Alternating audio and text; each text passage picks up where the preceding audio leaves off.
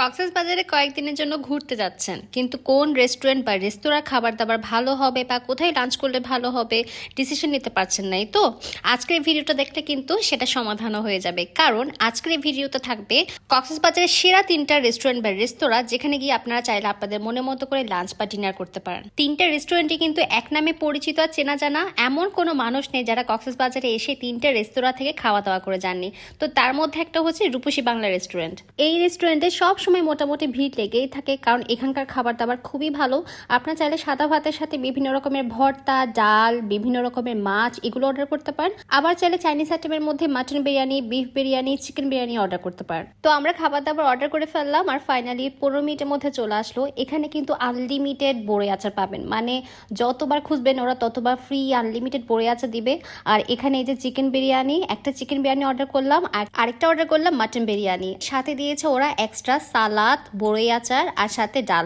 এই ডালটাও কিন্তু ওরা এক্সট্রা সার্ভ করে। সুগন্ধা পয়েন্টের রূপসী বাংলা রেস্টুরেন্টে যাবেন, এটা যে কোনো টমটমওয়ালাকে বললে কিন্তু তারা আপনাকে নিয়ে যাবে। কক্সবাজারের আরেকটা টপ লিস্টে থাকার মতো রেস্তোরাঁ হচ্ছে কুটুমবাড়ি রেস্তোরাঁ। এটা লোকেশনটা হচ্ছে কলাতলি যে রোড আছে সেখানে। কলাতলি ডলফিন মোড় থেকে টমটমে করে গেলে 20 টাকা ভাড়া নিবে, একদমই 5 মিনিট সময় লাগবে মাত্র। রেস্তোরাঁর টোটাল 2টা দরজা, একটা হচ্ছে সামনে একটা হচ্ছে পিছনের। তো আমরা পিছনের দরজা দিয়ে এন্ট্রি নিলাম, সামনের দরজা হচ্ছে ওই যে দেখা যায়।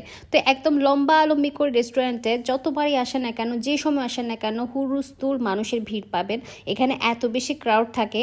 এই রেস্তোরাঁর স্পেশালিটি হচ্ছে যখন তখন যে কোনো সময় এখানে বিরিয়ানি থেকে শুরু করে খিচুড়ি, পোলাও, চাইনিজ আইটেম, দেশি আইটেম সব রকম খাবার দাবার কিন্তু পেয়ে যাবেন। ভালো কথা, ক্রিমি চিজ মাশরুম যে স্যুপটা আছে সেটা কিন্তু এখানে ট্রাই করতে ভুলবেন না। আমার আগেরবার খাওয়া হয়েছে, অনেক মজাদার ছিল। তো আমরা অর্ডার করে ফেললাম সি ফুড ফ্রাইড রাইস, যেটার প্রাইস রেখেছে 550 টাকা। জাস্ট ডেকোরেশনটা দেখেন কি পরিমাণ মারাত্মক লেভেলে সুন্দর লাগছে। তো আরেকটা অর্ডার করেছিলাম চিকেন চিলি অরিয়ন, যেটার প্রাইস রেখেছিল 380 টাকা আর সাথে থাকছে সালাদ। চাইনিজ আইটেম সবসময় কিন্তু গরম গরম খাবারের জন্য ট্রাই করবেন, কারণ গরম গরম খাবার খেলে কিন্তু রিয়েল টেস্টটা বুঝতে পারবেন। আমিও গরম গরম খেয়ে নিচ্ছি। চিকেন চিলি অনিয়নে কিন্তু স্পাইসি ছিল আর চিকেনের পিসগুলো দেখেন অনেক বড় বড় সাইজ করে দিয়েছিল।